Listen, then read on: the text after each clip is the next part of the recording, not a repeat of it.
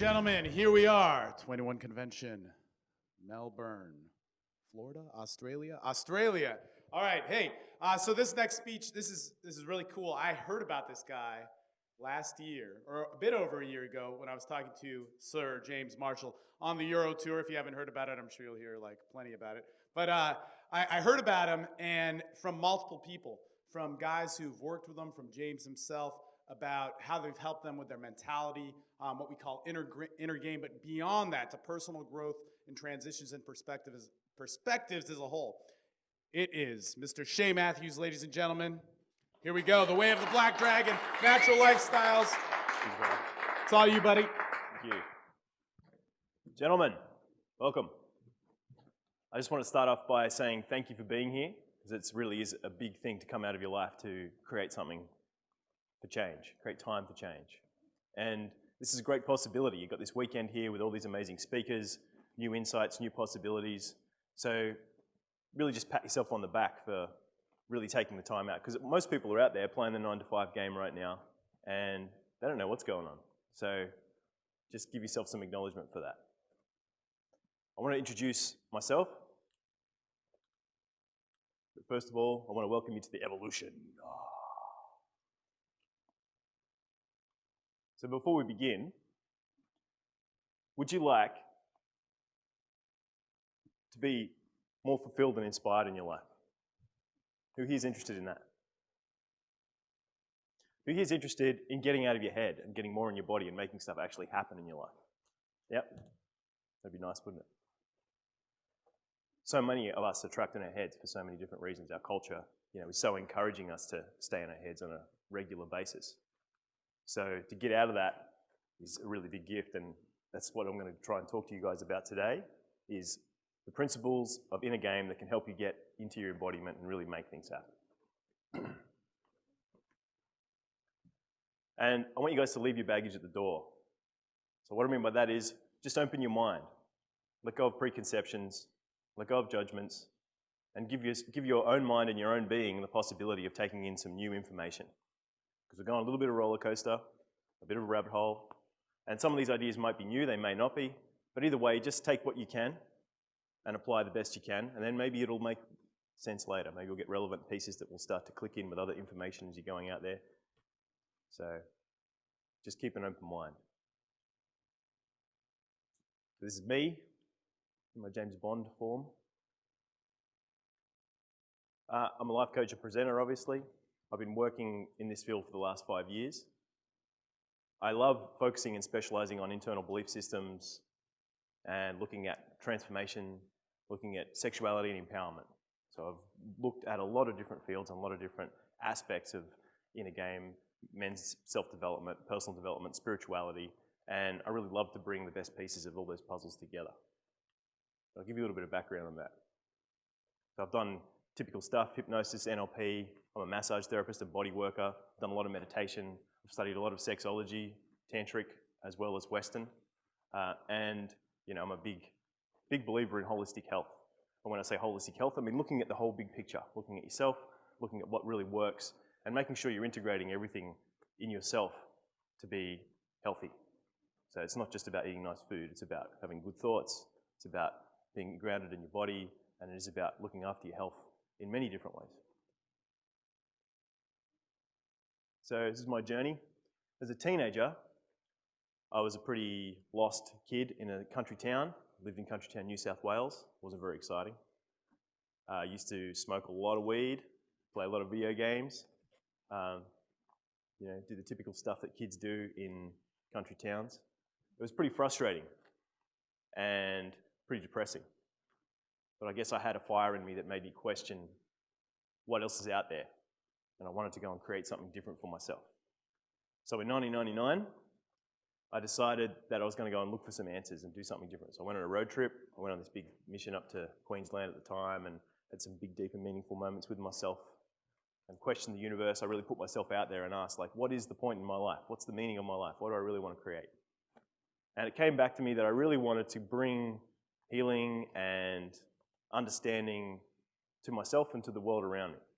So I started studying Chinese medicine. Came back to Canberra, and that's where I met Mr. James Marshall. And we used to like get up at 5 in the morning and go and do Shaolin on the hill together. We used to go and do Chinese medicine all day and talk about all the details of acupuncture. And that was, a good time in terms of just experiencing a lot of internal change and looking at the holistic thing. And, I thought I was on a really good path. I moved forward with that. I was a massage therapist. I worked for a couple of years in a clinic, just healing people. But at the same time, I always wanted something bigger. It was fine working with people's bodies and, Chinese medicine's amazing. But I thought there's got to be something more to this. There's got to be something more to changing people's lives. There's got to be something more to really getting into the core of who people are. And I never stopped looking. I was always looking at new things. I used to do a lot of meditation, a lot of Vipassana sort of meditation, as well as just keeping my mind open to anything and everything that I could find that was interesting. So I got into NLP at that stage as well. And I decided that I wanted to create, a life as a coach. I wanted to do more life coaching and more transformational work. And it was funny because it coincided with me. I had a bit of a crash at that time as well. I had chronic fatigue come over me, so I had to deal with chronic fatigue in my life. And that kind of pushed me out of doing physical work with people. And it was good in a way because it allowed me to go in and look at what's going on with my thoughts, what's going on with my energy. So that, in a way, that was my journey, my wounded healer journey, if you will, or my hero's journey, which we'll talk about today, that started to lead me on this path. So went very deeply into this self-introspection and self-transformation, and then as well as also started integrating that into my life in new ways as well. And I started to take my sex life and my relationship life a lot more seriously, and did a lot of healing on myself, and then started to really look at, becoming the best man that I could be. And also bringing in really quality women in my life as well.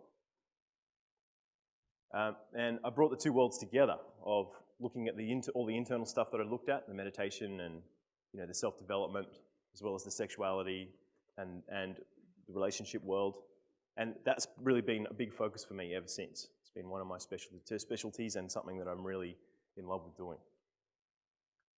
So I joined the Natural Lifestyles in, I think it was 2007, 2008. And so I moved from Canberra, came here. Jamie had since moved to Melbourne to pursue his music career and become a rock star. And we came together, and then I started to specialize with the Natural Lifestyles in the inner game department. So really helping guys get deep inside themselves and find the answers and find the solutions that would really help them. And that's really what I'm going to talk to you guys a bit about today. Because, since then I've made massive transformations in my life, just keeps continuing to change, as well as, helping thousands of guys over the last 5 years through classes, one-on-ones, any opportunity that I can get to help people. I've traveled the world using this stuff. I've been overseas with Jamie. I've done all kinds of amazing things with doing the coaching work. And I've attracted awesome people. I attract awesome people into my life all the time. I'm just surrounded by amazing people. And beautiful women, wonderful relationships, and opportunities and adventures that are just continually unfolding. So a really big piece of the puzzle for you guys to get here is that owning what I'm going to be calling inner game is a really big part of the puzzle. So going out there and approaching women, going out there and taking action is very important. We're going to be talking about that today to some degree. But more importantly is about getting your mindsets and your integrity and your alignment correct. Because when you're in alignment, that's when things can really start to hit that flow state. So these days, just quickly, I see clients, I run a number of trainings, which we'll talk about at the end. And I just love to travel and learn and keep on doing this stuff. This is my unfolding passion.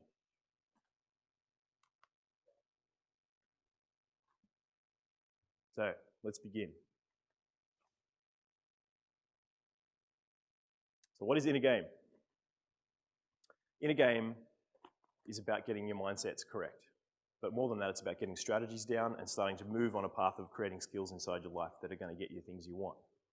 It's about creating that alignment of internal to external. And in my opinion, there is no difference between the internal and the external. They're all one. You can define them in terms of internal and external so that you can work with them, but in reality, they're just one thing. It's one big feedback loop. So today I'm going to cover 6 powerful tips for inner game, starting from life as the hero's journey, the concept of the hero's journey. Who's familiar with the hero's journey? Yeah, a few people. It's good. And talking about creativity, why is creativity so important? Why is it important to recognize yourself as a creator? Talking about you are not who you think you are. Because how we think about ourselves defines our realities. And believe it before you can see it. So starting to set up new patterns, new possibilities, new thoughts, and new ways of moving into the world so that you can then attract and create the things you want with a lot more ease and effortlessness. We're going to talk about the 7 keys of the creative process, which is a very cool tool. So we'll go through 7 key steps that you guys can take home, and I recommend you write those steps down and think about them because they're very powerful. And for me, it was a big aha to see the sequence of these steps. It really fills in a lot of gaps in the personal development and spirituality process. It brings those 2 worlds together. It's like a nice melding between Eckhart Tolle and Tony Robbins.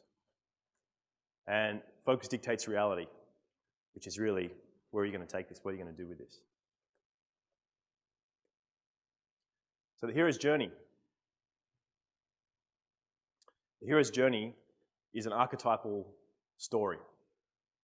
So if you've ever seen Star Wars, or if you've ever seen The Matrix, or if you've ever seen any typical hero movie that goes from a character who's stuck in one particular state of mind and typically is kind of uncomfortable in his comfortableness. He wants to change, he wants to create something new. And he gets pushed out of that by either a disaster or he steps out of that willingly because he wants something bigger, he wants an adventure. And this is where the hero's journey begins. And the hero's journey is that process from being basically a dependent childish psychology to an actualized, effective adult in some aspect of your life. And the hero's journey can be like epic, like some people have massive hero's journeys when it comes to, they may have a big breakdown in their life and they have to rebuild their whole lives. Whereas sometimes we have little hero's journeys on a continual basis as well. It might be a hero's journey to do this week's goals, or a hero's journey even just to go to the shops and buy some food. And sometimes the hero's journeys are really easy, sometimes they're challenging. And the important thing to get here is that the hero's journey is universal and we're all on it. And being aware of this hero's journey gives us the psychological backup to know what to expect and to almost be willingly eager to want to step on this journey and to live life as a hero's journey. Because if we don't know what's going on, and I see this, I get this with clients on a regular basis, they're pulling their hair out like, am I crazy? Like, well, do I just think like this? And the truth is that most people, I think as the family of humanity, we're all experiencing the same basic field of emotions. We're all experiencing the same basic environment of possibilities. We all basically want the same stuff. We want to feel good, we don't want to feel bad. We want to feel loved and accepted and appreciated. We don't want to feel rejected and neglected and judged. So everybody's on some variation of a journey to navigate through that field.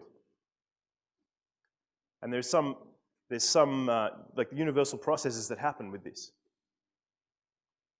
And when you see that and you know that, then it just makes you so much stronger because you start to define yourself as the hero on the journey. You start to define yourself as the man becoming the hero. And in our lifestyles, in our modern sort of society, the idea of the hero's journey has been kind of watered down and commercialized in a big way.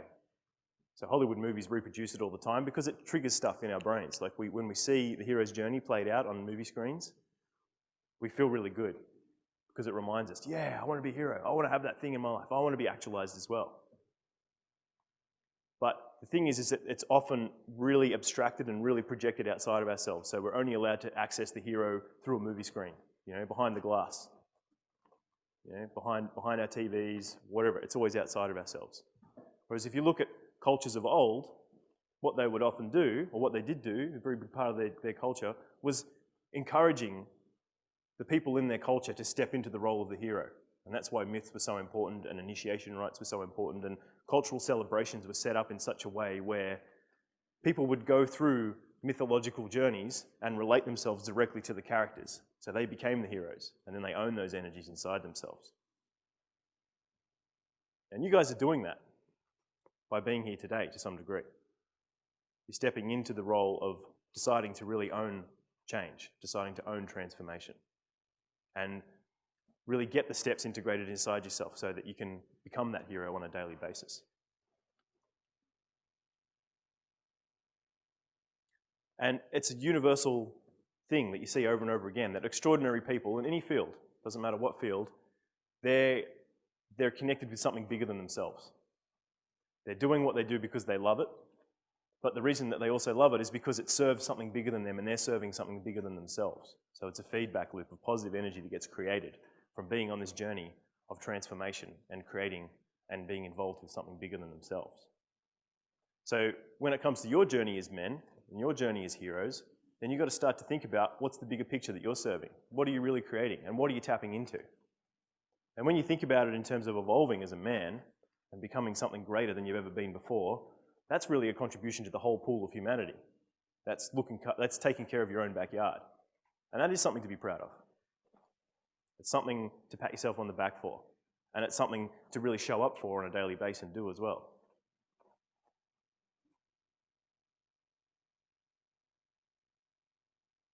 So, as I said before, when we know the hero's journey is happening, then it gives us the preparation to be able to face the challenges.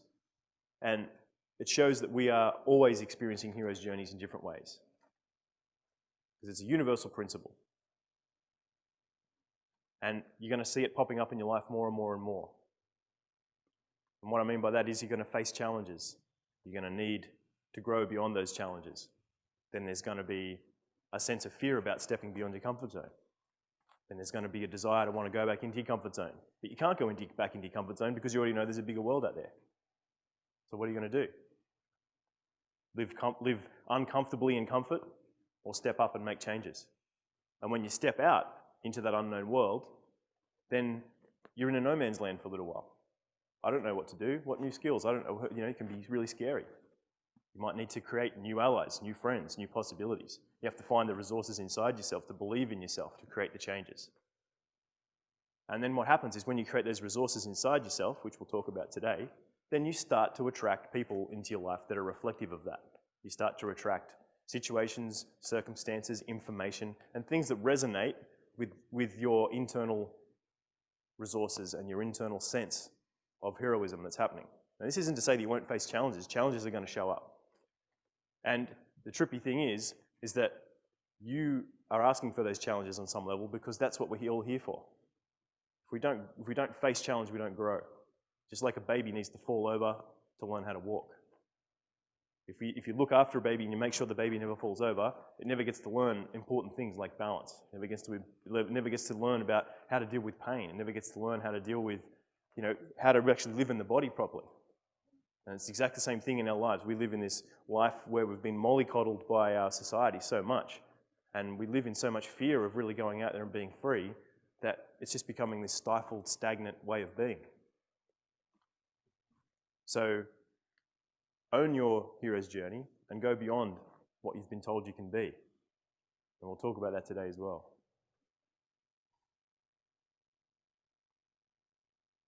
So this is all of us. All of us are on the hero's journey. And maybe it's a big universal thing. We're all experiencing it as one. But own your part of it. And the more you do it, I'm sure you've noticed, every time you step up and you do something with passion in your life, or you do something with certainty and you face challenges and you grow through it, you start shining light in the world around you. Other people will get encouraged and feel positive about it as well. Every time you have a breakthrough, it gives people certainty and empowerment to then make breakthroughs for themselves. So you start giving good energy to the world. You start encouraging things to move forwards and upwards rather than backwards and downwards, which is what happens when people think about their fears and their doubts.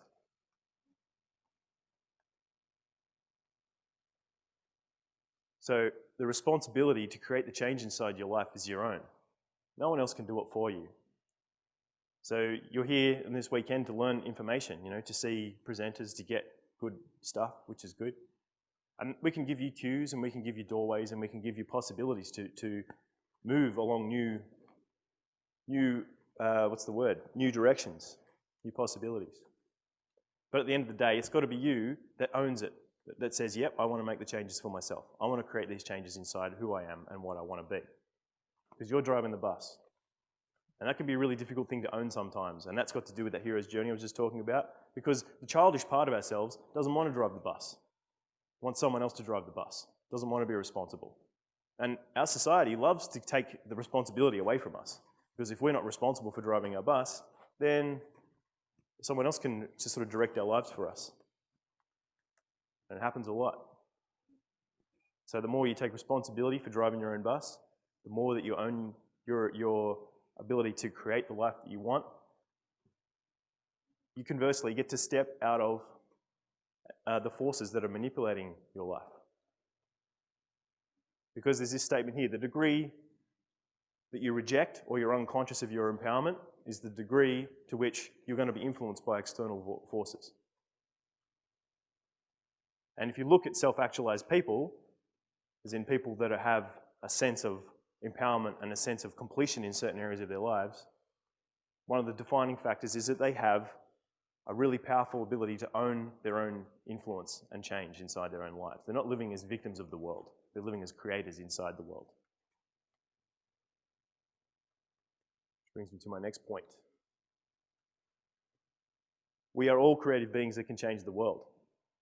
So we are a really weird species. Human beings are a very strange thing. We're the only species on the planet that can conceptualize things and think of things and then manifest them into reality. Like you look at all this stuff around you now, everything that you see started in someone's mind as a concept. And from concept, came into thought, became planned, came through emotions, came through actions, was communicated, and through a process was manifested. No other species on the planet can do that. Not to the degree that we do it anyway. So that is an amazing skill, something very special to acknowledge inside yourself. And we take it for granted. And that's a shame, because we're basically like God's manifest. So we can use this ability to shape ourselves as well. And that's even weirder. We can take our ability to create and change the world around us and start to turn it into ourselves to shape and shift who we are and what we want to be and how we want to live our lives. And this is fundamental to inner game, like the whole process of inner game, because inner game is a really big field, a lot of different aspects to it.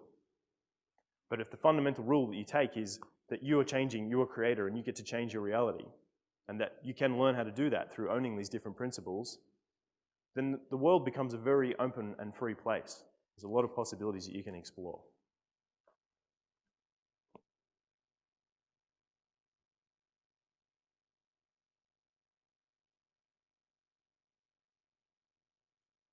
And we all collectively come together and create these experiences together.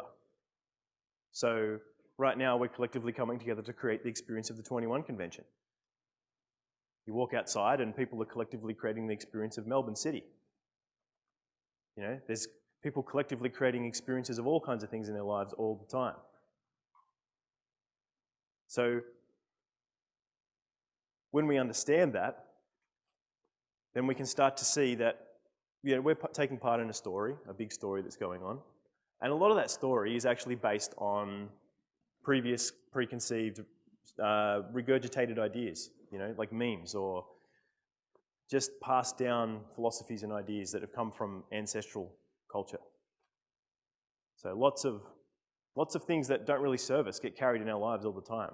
We carry a lot of redundant thoughts and belief systems about old previous religious ideals, moralisms that don't necessarily have to exist, shame and guilt about being a sexual man, for example, or fear of being empowered in ourselves, because we wouldn't want to have our own power. That would be really scary. We might be, hurting somebody or doing something wrong.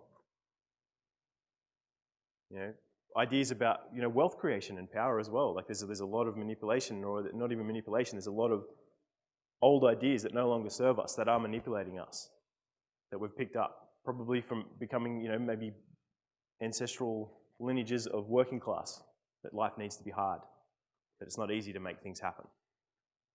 Or conversely, some people have issues with money because they come from wealthy ancestral backgrounds, and then they're worried about people taking their power away, or worried about being judged for being too wealthy. So it's like we can't win with these things sometimes, because these stories can really cripple us. And to the degree that we're unconscious of them, they're creating our lives. So these stories of who we think we are just unconsciously keep creating our lives on a daily basis, unless we bring awareness and consciousness into them. So I'll talk to you about that in a moment. So really, one of our greatest tasks in life is to look at what is no longer relevant and how can we update it with awareness. How can we choose different programs? How can we choose different options, possibilities, directions, and freedom in our lives? So these are some examples. Romantic ideals. That's a big one I wanted to talk about. Like the idea of like this Disneyland fantasy of finding the perfect partner, that someone's going to complete you, that will make you happy. This thing outside yourself that is this golden illusion of this perfect woman that is going to make your heart complete. It doesn't exist. And even if it did exist, if you could create it, because we can create illusions and we can step into them for a short period of time, it's going to get taken away at some stage. And when it does, we have a big crash. Everything becomes hell. So if you see it as a romantic illusion, then you can see it for what it is, and you can experience golden moments with women, and you can have amazing fantasies together, but you can recognize that this is just a fantasy as well, and that you can claim your empowerment and your completeness inside yourself, so you're not dependent on her outside yourself. You're not dependent on the relationship. You're not dependent on needing a relationship and trying to fulfill this idealistic romantic ideal, which has been passed down from our ancestry and projected onto us by media, etc. So I talked about, the fear of wealth creation. And social rules is another one as well. So we're going to see this, you guys see this a lot. If you guys are out there wanting to evolve your lives and wanting to change and transform, particularly when it comes to developing social skills and approaching women, you come up against all the old rules around, you can't talk to strangers, that's bad. You can't just go and say hello to somebody, that might feel awkward, and then they might feel offended, or you might be disrupting their time. Yep. And where do those ideas come from? It's all these old little robotic programs that we picked up along the way. So you've got to actively see them and choose to not live by them if they no longer serve you. So there's Morpheus for us. So now we're going to look at the self. What's going on with this self? So we've looked at the hero's journey. You guys are on a hero's journey. We've looked at your creative beings. You create your lives and you're responsible for that. And if you don't, you're basically going to be under the influence of old redundant thought forms and ways of being that are just around you and in you all the time anyway. And the last thing is, the next thing I want to talk about is looking at, what is yourself? You are not yourself. Now, this is something I do a lot of contemplation on a regular basis. It's a very slippery thing, and I really love to get my mind, into the ideas of it, and also then experience my mind, not being involved with it as well, which will give you guys an experience of in a moment. Is that one way of looking at the concept of ourselves is that we are not a self, we have a self. And this is thrown around a lot, the ideas of awareness and presence and things like that.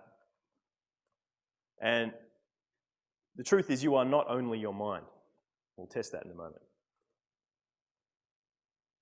There's something more elusive and powerful going on behind the mind. And it's a very, very powerful thing to be connected with. It taps us into intuition, it taps us into our hearts, it taps us into our embodiment, it taps us into the environment around us. And the mind is operating within us to serve us, but it is not the totality of our being, as much as we live in it so much in our society. So we'll do a little exercise now. Just close your eyes for a moment. And I want you guys to ask yourself a few questions, and we'll just explore what is this concept of self. So begin with the question, what is myself? What evidence do I have of myself? Where does myself exist?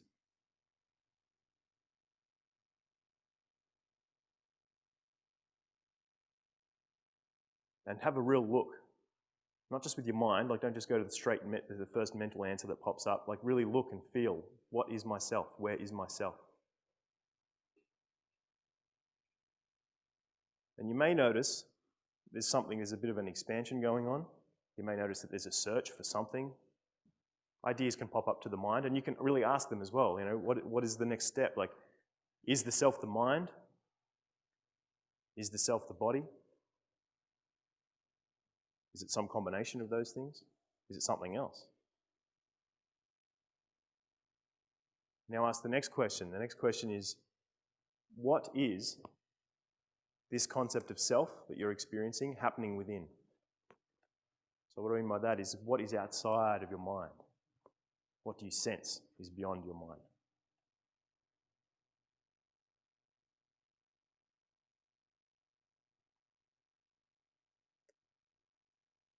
Another question you can ask is, what is behind my mind? Who is the me that is behind my mind? Sounds a bit funny, doesn't it? But have a look. Just being present with that. And you'll find that there is presence there, there's awareness, there's something subtle happening there in the background that is not thoughts. So that's another good question to ask yourself. Who am I when I'm not thinking? What is there when I'm not thinking?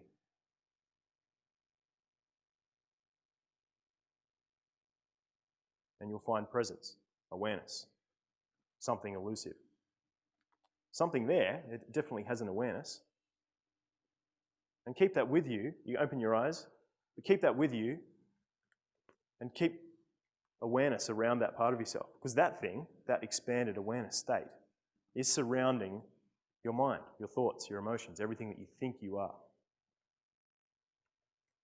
And the interesting thing is that we walk around in our mind, like our minds are very amazing things. Like as soon as we focus on something and we define ourselves by that thing, we instantly become that. It becomes our reality. So as soon as we define ourselves as a personality, as a name, or as a goal, or as a title, or as a bunch of material stuff, or as a relationship, bang, it instantly starts to become exactly what we think we are. And one of the hardest things to deal with in life is that everything in the world changes constantly. There is nothing that's permanent. So the moment that we start to define ourselves by something, it becomes really frustrating when it changes. It becomes really frustrating when it keeps transforming. So how can we deal with that? What do you do to deal with that? You know, my solution, or it's not my solution, the solution that has been presented to humanity for thousands of years by wise people is center yourself in presence and awareness, because that does not change. Center yourself in presence and awareness, and then you can observe change, and you can become more capable of creating change from a place of centered calmness and balance. And the deeper you go into that presence, we just touched it for a few moments. The deeper you go into that presence and awareness, the more addictive it becomes. And the more addictive it becomes, the deeper you go into it. And the deeper you go into it, the more everything that you create from yourself is coming from a mysterious, beautiful, and very present place. And guidance starts to show up. Embodiment starts to show up. Intuition, presence, very powerful things will start to happen in your life. And it's effortless. This is a really nice gift to give yourself these days, for so many reasons. Because we are in these lives trying to struggle to get things all the time, trying to sort out all these things, trying to spin all these plates, trying to be all these things to ourselves. And when you sit in presence, you learn to find the core of what you really are. And you learn to really sit in that place, and it starts to nourish and heal the parts of you that have forgotten that. And also what happens is you just get stronger, physically stronger, mentally stronger, energetically stronger. And your capacity and ability to be able to make things happen in your life is so much more easy. And also the things that no longer serve you will automatically start to fall away when you center yourself in that presence. Because that presence has intelligence. Yeah, so we'll explore that a little bit more as we go. So this is one of the most astounding things to really get on a deep level. Because we are transformational beings. There is nothing permanent inside you except for your presence. When you align your awareness with your heart and with your actions and with your mind, you get all these parts of yourself working together as one. It's like that's when you're on fire. It's when you make things happen. And it's got to start from presence and awareness, in my opinion. Once you get that piece, everything else can flow. Because if you're not present, you're not aware, how can you really make anything happen? So getting present is key. Rule number 1.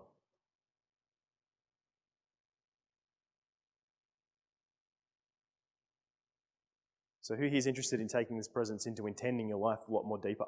Who would like to have this ability to be a Jedi? Yeah. This is the entry level of this stuff. This is really owning your presence and awareness to create what you want. So this leads me to my next point. You've got to believe it before you see it.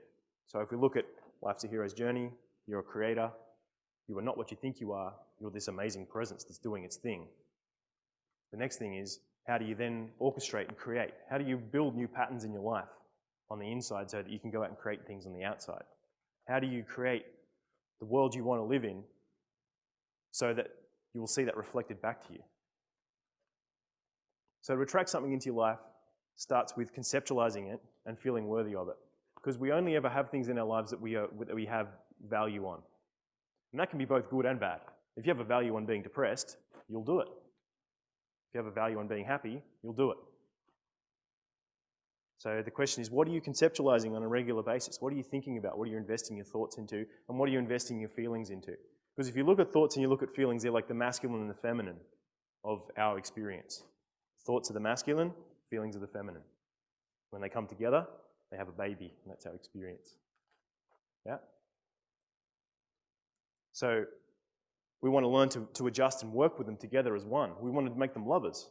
We want to turn them into a beautiful couple. Because when they're not working together, the head tries to kill the heart. And the heart tries to overwhelm the head.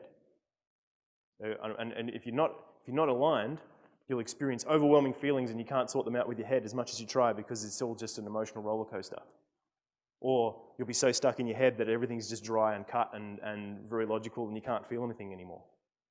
Or maybe you'll be like spinning from one end of the spectrum to the other. And finding that balance point is really key. So we'll look at that, look at how we can bring those two things together. So if you want to create, abundance, if you want to create love, if you want to create freedom in your life, then where is that inside you? Where does that live inside you? If you don't have it in you, then how can you have it outside of you?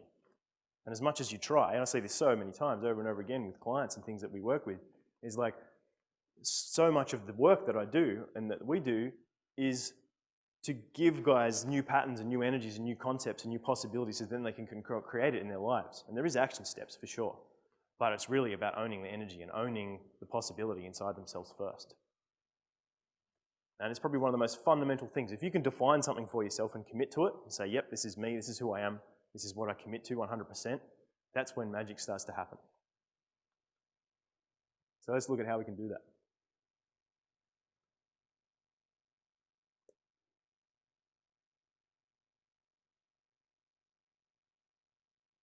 So when we're creating our realities with our thoughts and with our feelings, it can be really difficult to see outside of them sometimes. We get lost in our thoughts and our feelings. And it's really easy to think that our world is everybody's world. It's really easy to think that my thoughts are completely justified, so therefore everybody must be thinking the same thing.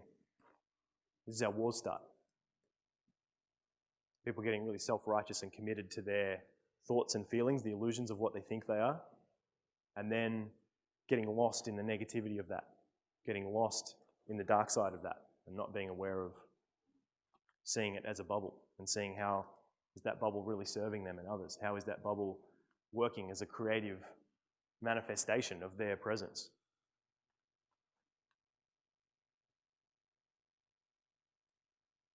So we've got to learn to see outside of our bubbles and have a bit of compassion for ourselves and for others. And that's where that presence thing comes in again. It's been a big, huge thing for me, and I've seen it over and over again. You see it all over the place, is that when people get present, they start to have more compassion. They start to realize it's like, oh shit, my story is really very similar to everybody else's story. And the things that I love and desire and really want are really similar to everybody else's things that they desire and love and want. And if we're all basically one presence behind our eyes, then maybe we should start working together. Or maybe if I give some good energy to somebody else, I'm actually giving good energy back to myself. Because in giving good energy to somebody else to live their story and live their dreams, we automatically start to get good energy back for ourselves. We start to give ourselves permission to create our own dreams more as well. So this becomes a feedback, of giving yourself permission by believing it before you see it. And if you think of things that you've done in your past that you've created, I'll guarantee you, if it's something that you've dedicatedly done, like a skill that you've developed, or an experience that you've actively gone out to create, you've had to think of it first. You've had to go through this process. You had to go through the thought, the feeling, the integration, and then the action. And this is universal process. You see it the world over. You can add all kinds of extra baggage to it. You could put spiritual stuff around it. You can put personal development stuff around it. You can put artistic stuff around it. It's the same process. Yep. So it doesn't matter which way you look at it. The basic thing you're looking at here is our ability to create and transmute energy from concept into manifest reality through this process. So let's look at that. So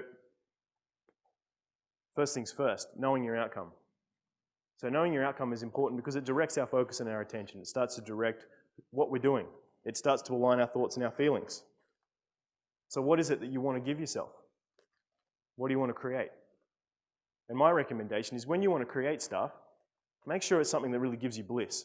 Make sure it's something that actually makes you happy on your heart level, not just something that you're going to get validation for, or not something that is going to give you some short-term gratification. Because even if you put all this energy and effort into creating it, then at the end of the day, it's not really going to be that fulfilling.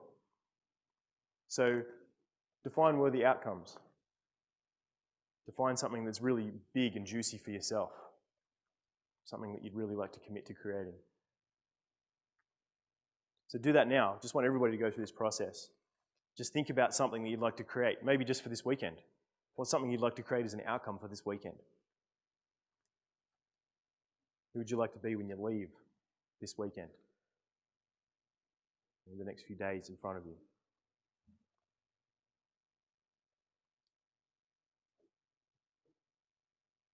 And the next question, which I think is a very powerful one when creating, is who does it serve? When you see yourself having that outcome, who else benefits from having that outcome? And how is that a gift to the world? And really think about that for a moment. Who's going to benefit? Family, friends, girls, people on the street, workmates? Who else? Anyone else? Because when we tap into a bigger vision of how we serve others, we get energy from that. And we feel a really strong sense of empowerment to move forward. And this is a huge thing that I see in the whole pickup world, is a lot of guys are going out there trying to get all the time. They're trying to get, like, if I can just get numbers, if I can just get kisses, if I can just get sex, if I can just get a girlfriend, I'll be good, I'll be happy, I'll have validated myself. And it just doesn't work. Why doesn't it work? It doesn't work because it's based on getting, it's based on lack, it's based on fear of not having. If you flip it the other way and you start to think in terms of what awesome things can I bring into this girl's life, how can I be a romantic adventurer, how can I give her great experiences, how can I create amazing moments together, how can we share seduction together, how can we share energy, what amazing moments can we create together, what amazing moments can I create for somebody else in their day. Very different energy. Very different energy. And so I see it, like a lot of guys have a lot of freakouts about going out there and approaching people and really making these skills real when they're doing like the personal development through the seduction industry stuff. And I think the reason they have so much trouble is because it's not ecologically viable to be wanting to take from people around them. And they intuitively get that. They feel this sense of guilt and fear around it. So if they flip it to be a positive thing and how they're giving the world, then all of a sudden it's like, oh, okay, they're a good guy. They're not a bad guy, they're a good guy. They're bringing good things to the world. And there's nothing to be guilty about for that. Even if someone rejects you or even if somebody isn't interested, it doesn't matter. All you did was give good energy. And in giving good energy, you still get to experience the good energy, so you win. Worst case scenario is you give some good energy out to the world. Best case scenario is you give good energy out to the world, somebody else takes it and then feeds good energy back to you, and you start this reciprocal relationship of positive good energy. So how does it serve others? How can you gear your outcomes and your creations and the things that you want to do to serve others? So you're giving good energy out to the world. What's the gift? The next one is connect with the feelings of having it now. This is where it gets a little bit funky. So just close your eyes and think about that outcome that you originally thought of. Close your eyes and just go in and feel what it's like to be standing in yourself as if you had it now. Looking out of your eyes, having it, seeing, hearing, feeling as if you were there right now. And as you step into it, notice that when you visualize and you go into it, you start to experience emotional patterns inside your body. You start to experience energetic changes. And this is key, because we have to become the person that's deserving of the thing we want before we can have it. So this is how we do it. Step into the thing you want. Feel the energy. See what you see, hear what you hear, feel what you feel. Notice, where do the feelings in your body move? Where are they located? Are they expansive or are they contractive? Are they heavy or are they light? What color are they if you give them a color? What kinds of thoughts do you have when you're in that energy? What kinds of feelings do you give yourself permission to feel when you're in that energy?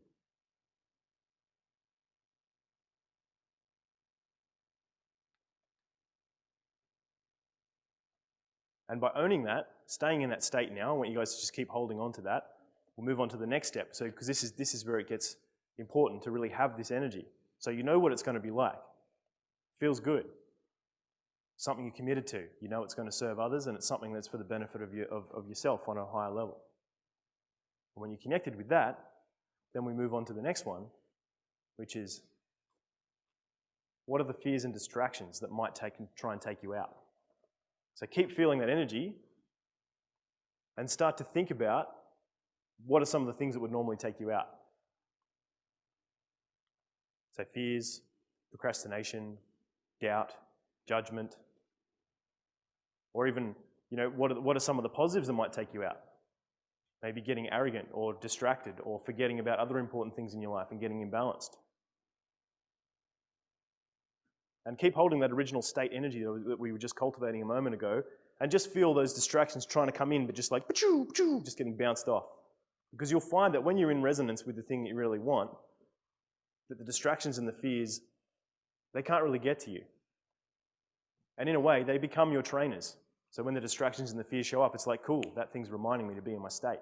That thing's reminding me, what do I want again? Who am I serving? How does that feel in my body? Well, that's right, I'm committed to that. I'm committed to being a better man. I'm committed to creating an awesome business. I'm committed to creating, a free life for myself. I'm committed to being a good lover. I'm committed to being a good friend, or whatever it is that you choose to be. And that's when you start to build integrity and strength and all kinds of very powerful inner game things.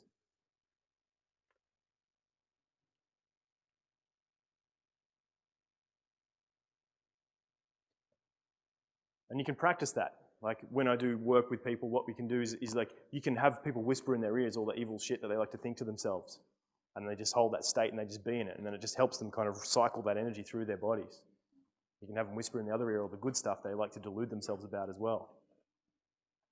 And the point to that is learning to live in balance between those two extreme forces. Because everything's duality. Life is duality. You're always going to have challenges and you're always going to have victories. And you don't want either of them to knock you off. And that's once again where presence comes in, because presence is just neutral, it's balanced. And that doesn't mean you're a vegetable, it means you can adjust as those energies come and go. So a little bit too much heaviness comes in, okay, you just move that darkness out a little bit. A little bit too much excitement and mania comes in, just move that out and balance it out. So then you can just be constantly directing your life moment to moment, moving towards your goals. Next one is, where are you at now? So what's the gap? Where are you at right now compared to where you want to be with your outcome? Does it feel achievable? Does it feel easy?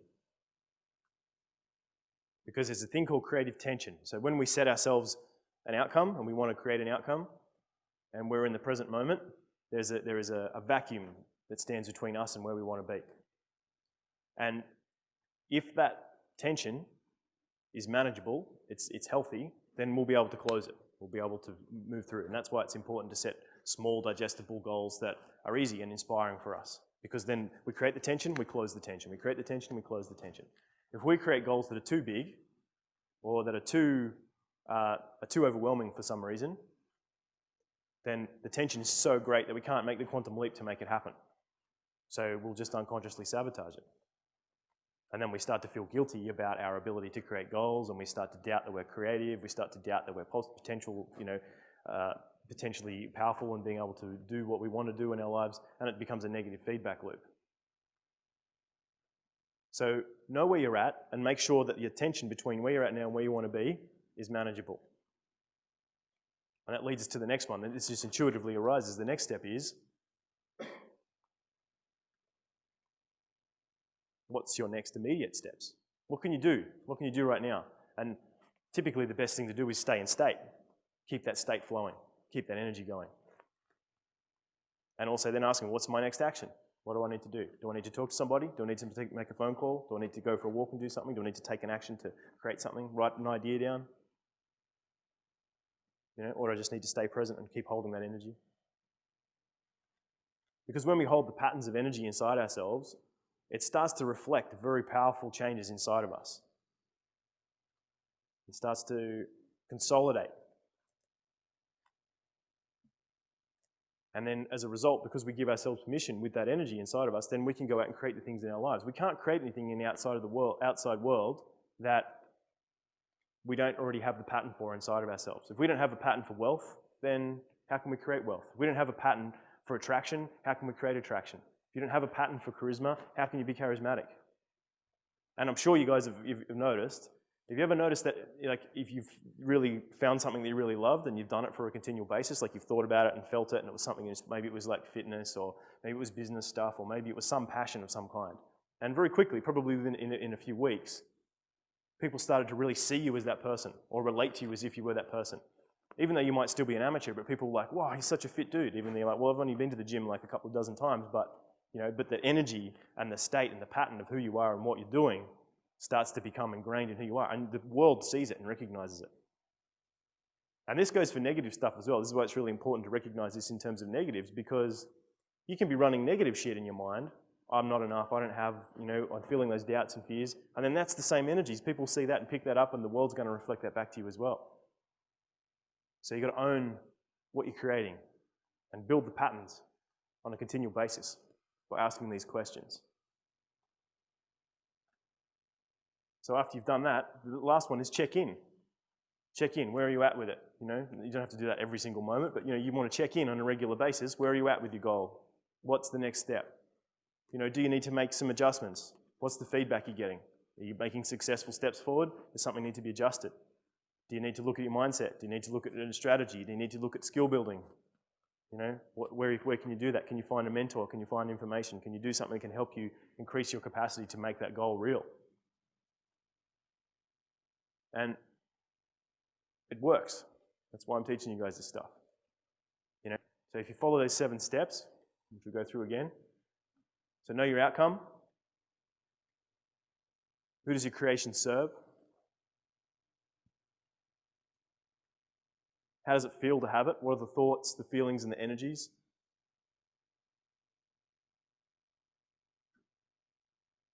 What are the positives and negatives? What's the duality you're going to have to deal with when you make that goal a reality, when you go towards and move it and start to create it, when you go towards creating it in your life?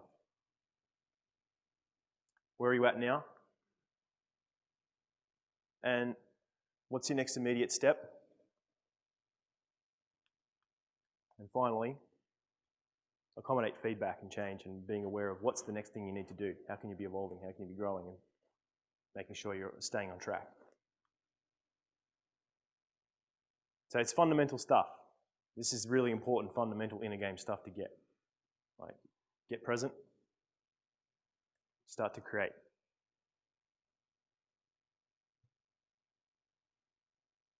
Which brings me to creative imagination. So the next thing is, like, imagination is such a powerful gift. Imagination is the key thing that we use every single day of our lives to predict and create the next steps for our lives.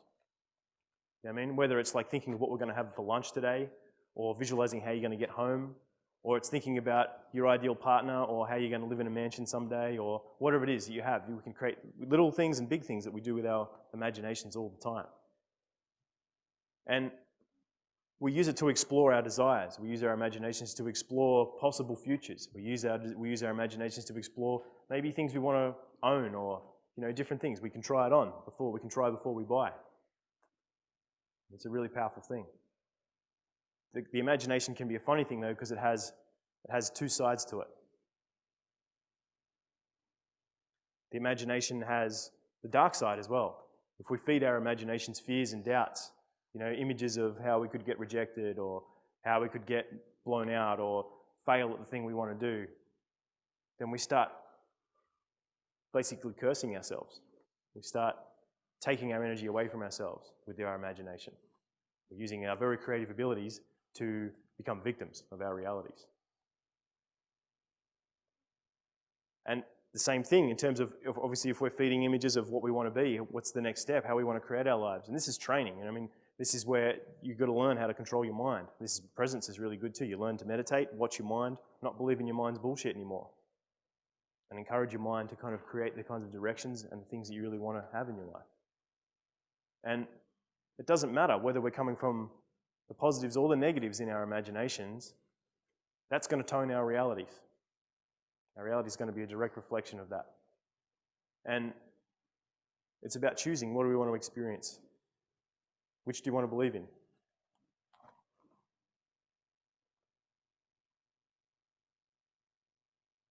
And in my opinion, it's fucking stupid to feed your mind bad things. If you've got a quantum supercomputer that's manifesting your reality all the time, why would you put bad programming into it?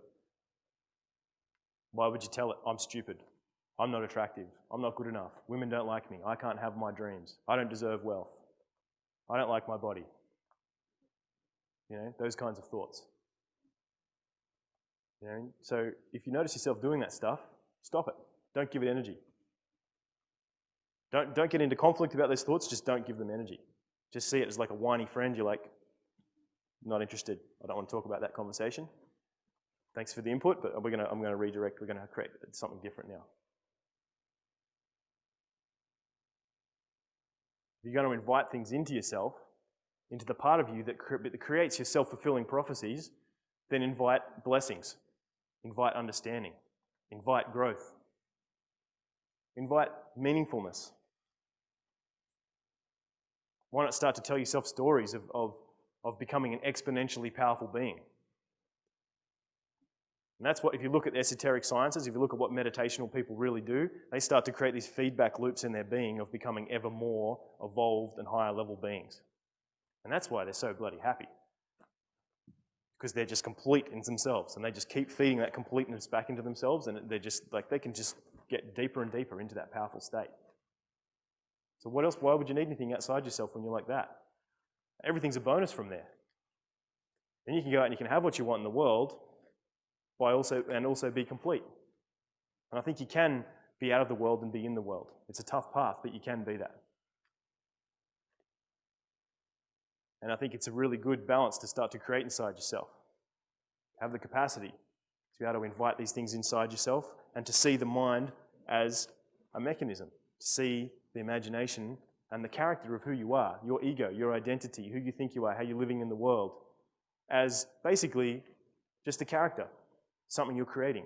Because it's changing all the time. You're not the same person you were when you were 5 years old. You're not the same person you were 10 years old.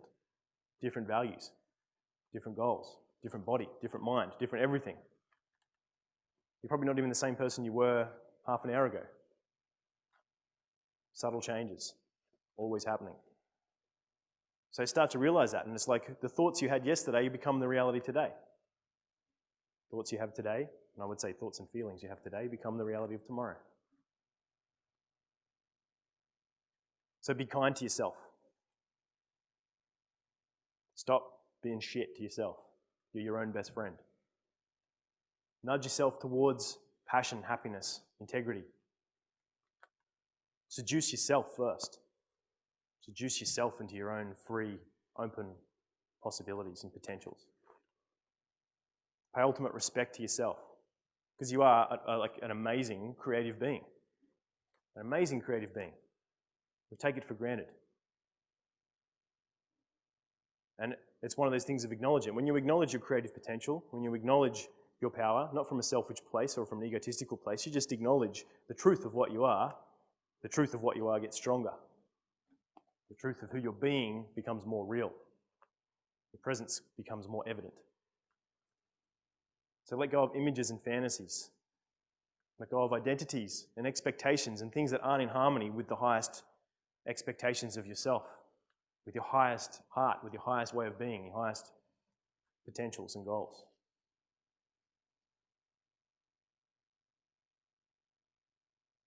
And create and cultivate ideas and possibilities that are going to take you towards what you really want to create.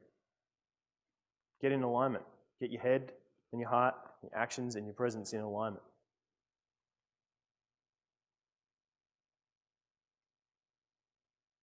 Which brings me to focus dictates reality. At the end of the day, this is all about where you're putting your mind. How are you choosing to use your mind? How are you choosing to focus your emotions? How are you choosing to focus your thoughts? So if you think about it, think of something shit that happened in your life in the past. Something that you were unhappy about. Maybe, who knows? Just something that was negative and harsh. And just take a moment to step into that. See what you saw, hear what you heard, feel what you felt as if you were there now. Take on the emotions of being in that experience.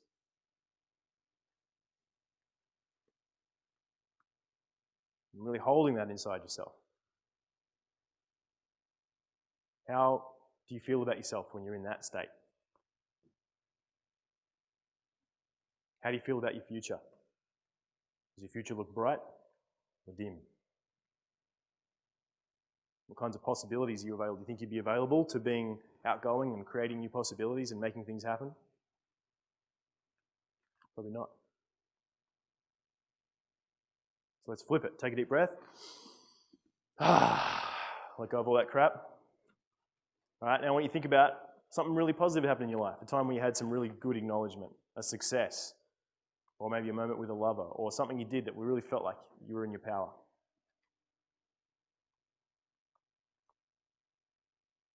And same thing, see what you saw, hear what you heard, feel what you felt as if you were there right now. And feel that energy start to swell through your body. Feel it spinning, going stronger, brighter, clearer, more and more grounded, more and more present right here, right now, as if you were 100% running that energy. And then from that place, how does your future look? A bit brighter, a bit more possible, a bit more free, a bit happier. How do you feel about yourself and your potentials, and who you are and what you could do? Big difference, eh? Big difference between those two states. And that was just, 30 seconds of checking out a slightly different energy. So you think about focus dictates reality. And there's so many things vying for our attention in our world all the time. Things trying to push and pull us and take our energies in different directions. Because focus does dictate reality. So, if someone can get a little bit of your focus, then you're creating the reality that they want to create. Instead of that, ask, what reality do you want to create? What kind of world do you want to live in? What kind of people do you want to surround yourself with? What kind of experiences do you want to have in your life? What kind of legacies do you want to leave? If you are going to have kids, or for the kids in the future, what kind of world do you want to create for them? Because we're all playing a part of that game. That's a really big piece of the puzzle to own.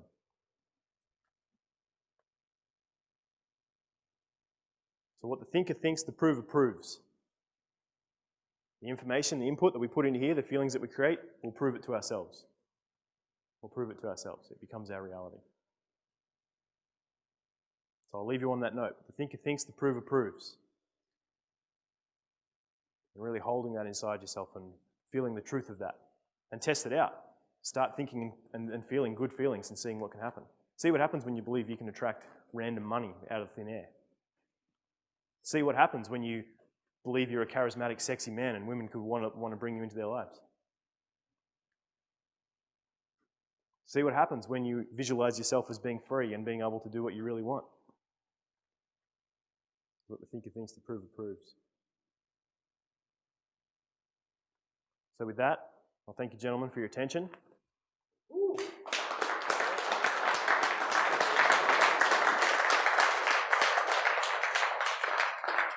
And I'm open to any questions for the next few minutes. Anyone got anything they want to ask Jay, about? did you want to talk about kind of how people can contact you and that sort of stuff too? Yeah, okay, we'll do that. So I do a number of things. I obviously do inner game coaching, which is one-on-one stuff. I work with the natural lifestyles. We have an amazing lifestyle overhaul class called the Masterclass Revolution, which is 6 weeks of just transforming every aspect of your life. We do that in Melbourne here. It's about 50% inner game, 50% outer game, so you get a whole range of really cool skills and things. You can check that out at masterclassrevolution.com. All the information on that website is there. Also, I have another training that I do called the Way of the Black Dragon, which is a secret ninja training that happens underground in our missile base. But no, it's a men's lifestyle transformation weekend, or double weekend, and we go through learning how to have the masculine psychology of the warrior, how to be a powerful lover, so learning tantric techniques and how to be an amazing lover, as well as how to open yourself to very powerful levels of intuition, feeling, and expression. Also learn about the king, how to create the lifestyle that you really want, your bigger plan, your contribution, and building a kingdom for yourself. And then we train being a magician, thinking outside the box, learning to wield the force. Cool, questions? Great speech, man. Again, resonates a lot. Cheers, brother. A lot of the things you talk about has been a lot of the thoughts I've been having in the last couple of months. So it's good to see that I think I'm on the right path moving forward, seeing how centered, mature, and fulfilled you guys look down the journey. So part of what you were saying, man, was like when you're striving for like abundance, awesome abundance, first cultivate, like condition the mindsets and the behaviors, start resonating at the frequency of abundance. And moving forward, you'll attract the opportunities and the people who will move you into it. So there's that Tony Robbins concept of doing like morning rituals to resonate, to engage your state and resonate at a high frequency daily. Yep. So you resonate towards abundance. So what was your take on that, man? Was that something you did earlier in your journey? Yeah, I do morning rituals. I think morning rituals are great. I think you've got to accommodate them to your lifestyle and what suits you. Yeah, it's a matter of taste. Like the Tony Robbins stuff, I think has a lot of great content in it. It just depends on your personality style. Some people love the rah-rah sort of personal development thing, which is good. Yeah, I tend to like to do internal meditational stuff and also physical movement with things like Qigong, and I have my own form of dragon yoga stuff that I do, which is like an energetic practice. But yeah, that's stuff that I've developed over time. So find what works for you, and just keep looking and looking at different exciting stuff until you find something that really resonates. Thanks a lot, man. Cheers. You're welcome.